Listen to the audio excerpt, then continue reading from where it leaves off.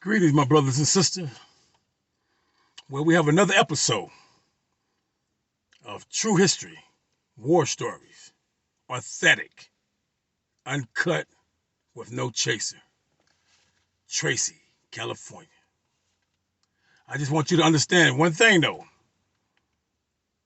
Before Corcoran was setting up fights in the 90s between Hispanics and blacks and Mexicans and blacks and whoever else, Tracy was doing it way before Corcoran, back in the 80s, probably even in the 70s, because that was their thing. They liked to be entertained by watching convicts or inmates going at each other's throats behind whatever the reason may be. Crips and Bloods, they'll mix them up and have them fighting. And white boys and Mexicans, they be fighting. And everybody, blacks and whites, they be fighting. It's just one big ball of confusion. But it's for the CO entertainment. And they really had that going on back in the 80s, even before the 90s came out with Corcoran doing it. It was all in the newspaper about how Corcoran was setting people up to be fighting in the hole just for their entertainment. Matter of fact, even the officers were betting on people who would win and who would lose. And yes, it's for their entertainment. Well, let me get to the matter at hand anyway. And the matter at hand was that after the Fieldhouse incident, they locked majority of the Bloods up and threw them in the hole. They put them in K-Wing. And while we was in K-Wing, they left about 10 Bloods on the yard, and they got beat down and ran off the yard, you know. And it seems like it was a conspiracy also on that, because the ones they left on the yard, you know what I'm saying, I'm not going to call them weak, but I would say I don't think they were the type of guys that were using weapons like the majority of us was using. They were newer guys. You know, they didn't have no battle experience. I would put it that way. But anyway, an incident happened in the hole where the K9s or COs had all the Bloods and the Crips and the white boys and the Mexicans all locked up together. It was about 25 Bloods that was in the hole. You know what I'm saying? So, you know, they were taking majority of the hitters off the yard. You know what I'm saying? And that's just the way it was, man. They still do things like that, even after the fact, you know. But they was having the Bloods and the Crips fighting each other. They'll let a Blood go out to the yard, then they'll send a Crip out to the yard. And it'll be a head-up fight, you know. And they'll sit there with their coffee and donuts and watch the fight go down. Well, let me give you round number one. Round number one was Reese Cup from Long Beach Crip. Him and Bear from the 30 Pyrus, right next door to the Outlaws, is Bear, his hood, the 30 Pyrus. Him and Reese Cup, they had a fisticuff incident under the watch of the K9s and K-Wing. They wrestled each other down. First, Bear wrestled him down, body slammed him, I believe, and then Reese Cup got up and body slammed Bam. So they both body slammed each other, and the K9s broke it up and let them go back in the cell. Okay, so that was round number one. Round number two, Big Cliff rushed Devil from Front Hood. You know, Big Cliff is my homeboy from Bounty Hunters. He rushed Devil from Front Hood. The same Devil that kicked off everything. Yeah, they put him in the hole with us, and he had to face Big Cliff. You know what I'm saying? So I'm just going to leave it like that, you know. And an incident happened between Killer Cav and some white boys on another yard, because they set Cav up and put him on the yard with nothing but white boys. And Cav got beat down by probably about 6 or 7 white boys, jumped him, and he was by himself. You know, I believe he was another person too, but he was in the Blood. So Cal felt like, hey, he wanted to get back. So he shot a kike or shot word over, letting everybody know that he got beat down on the yard and he wanted to get back, because they ain't gonna put him back on the yard with the white boys, I think, because for his protection, I believe, because they was outnumbering him. So anyway, it came to a head to where one day the COs moved 10 white boys, racist white boys, on our tier. And you know, and it was kind of funny because it seemed like that was right up Kev alley, you know, for the Peace Stone. He was happy about that. Him and Tit from Villain, they was happy, you know. And when they moved them and we went out to the yard with them, we befriended them. Made them think that everything was cool, wasn't nothing finna happen, whatever is in the past, in the past. And we kicked it like it wasn't nothing for that whole day. But then that next yard that we had, that's when the conspiracy jumped off. Yeah, we had plans for them guys. They dropped their guards. They put their back against the wall, all 10 of them, right by the gun tower, right under the gun tower. And I believe they probably thought that the gun tower was going to protect them. But for some strange reason, man, we had hard enough to time the gun tower, man.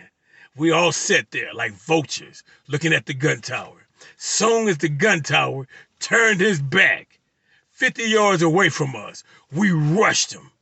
The police, the gunman didn't hear nothing while we whooping on them. You know what I'm saying? We whooped them so quick and so fast. When we bagged up, all of them was leaking. You know what I'm saying? Laid out. You know what I'm saying? They had one named Trash Can. He was the shot caller. He was built like a barbarian, Conad, with blonde hair. You know what I'm saying? He was on swole. He got whipped on, leaking everywhere. Then you had another one named Jeff. He was another Conad, the barbarian. Cut up, white boy, He-Man.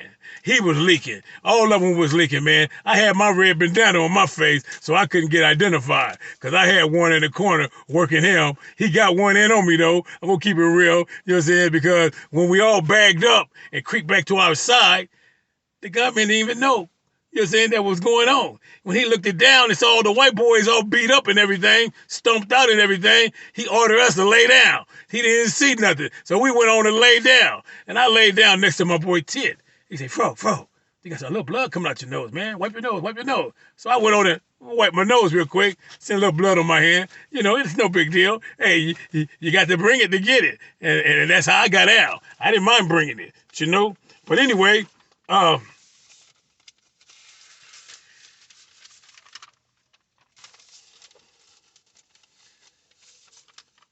hole in K-Wing was off the chain, brother. Hey, we had Mo from Millie Gangster, Papa T from Bishop, Killer Cav from Blackstone, Big Cliff from Bonnie Hunter, Tit from Villain, Blackbird from Centerview Pyru, Bear from 30 Pyru, Vermo from West Pyru, West Side Pyru. You know, hey man, we was handling our business, you know what I'm saying? And somehow Reese Cup got released from the hole, right? And he used to always be on the outside on the big yard with the rest of the Crips. And they'll come up and call themselves clowning us because we always locked in the hole. You know what I'm saying? And they used to come out and say things like, Warriors, come out and play. So they used to try to get their clown on, you know. But I liked it, though, because I already knew what time it was with me. See, I was already in the hole before the murder took place, number one. You know what I'm saying? I already got caught with a knife. They had a boot on my door at least 2 months before the murder even jumped off. So, you know, I would get ready to do some dirt, and I got intercepted by the police. They made me go in my shoes and everything, and I had a big old flat in my shoe. I tried to run with the flat in my shoe, in my socks. It was in my socks, under my shoes. You know what I'm saying? And I tried to run, and they caught me. And so I was in the hole already 3 months before the war jumped off. So now I'm in K-Wing with these brothers fighting a case dealing with this knife. You know, they end up giving me 16 months in Stockton Court for a weapon case. And that's what I was in there for. But anyway, Catfish and T-Boo, BGF, they came in, and Catfish, he gave me a name called Smokey Joe, because I was the type of guy, man, when something jump off, man, you know what I'm saying? I rushed this one SA dude for disrespecting me, and they was shooting tear gas at me and him, and he laid down, and I was still whooping on him. You know what I'm saying? I'm not finna lay down, man. You gonna have to lay down first. I don't care if it's smoke jumping off or whatever. They wasn't shooting us and killing us at that time. They were just shooting tear gas in the hole at us, and I was fighting all through the smoke, brother, because I looked at it like this. If I lay down, he might stomp me or kick me. So I'm gonna do him the way that he's supposed to do me. And that's just the way it was in the hole in K-Wing. It was really a gladiator school. And I had to survive, brother, the best way I can. And this other essay I got into it with, oh my God, you know what I'm saying? I dogged him out, man. I felt kind of like, I I hit this dude so hard with a sucker punch. You know what I'm saying? Did nobody even know I was getting ready to do it, but maybe one person. Now, we all on the yard. They don't know I got beef with this dude. And while he playing card, you know what I'm saying, he looked at me like I wasn't going to do nothing anyway. So maybe that's why I did it. I hit him so hard, man, with all my might. His whole, all up in here, was just busted open like you hit a peach or hit a tomato. It just splattered. You know what I'm saying? And Catfish looked at me and said, damn, I didn't know you was hitting like that, Smokey Joe. I wasn't holding that about some 14s, 13 and a half. But like I said, strength is in the mind, not in the body. And that's the truth. Now I want to go on to this other subject about this guy named Smitty from Walnut, original Walnut. He had a bald head and he looked at hardcore. This cat here, I don't know what his trip was, man, but he tried to start a war between the Crips and the Bloods. This is before the murder happened. You know, we had peace. Ever since that incident with me with the tray, we had a 6-month peace until that 187 happened. We was at peace with each other, and we was communicating, trying to keep the peace. And we disciplined Smitty from Walnut for trying to break the peace treaty. So he made up a lie saying that the Crips did something to disrespect something or whatever he was doing, but we found out through communication that he was lying. So Killer Cav and Big Cliff took him in the cell and disciplined him. Had him, you know, with tears in his eyes and everything, because he felt bad that didn't nobody believe him. But anyway, Smitty, after he got slapped around, I guess he had a grudge in his heart, brother. So I guess he waited for like 6 months, maybe 5 or 4 months or whatever, to get payback.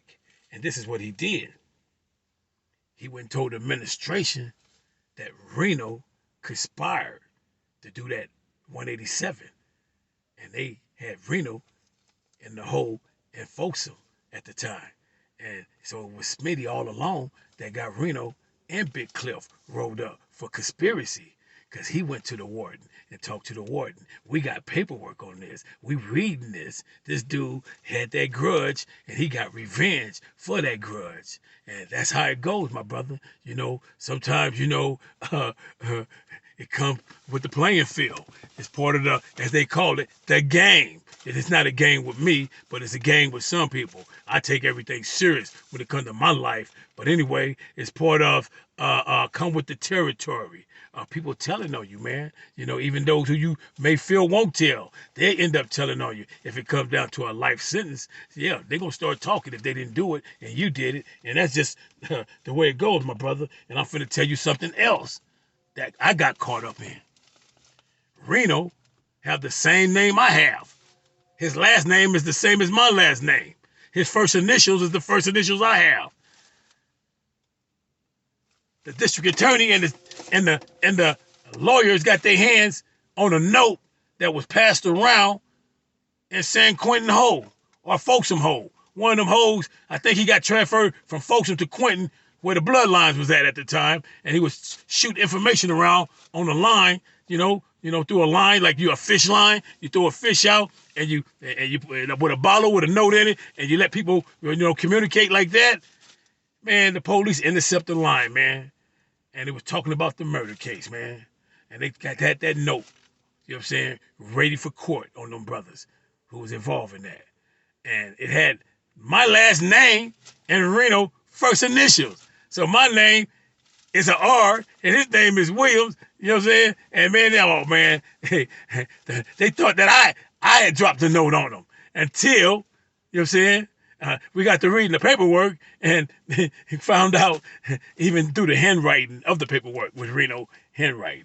You know what I'm saying? And they was pissed off at Reno, boy.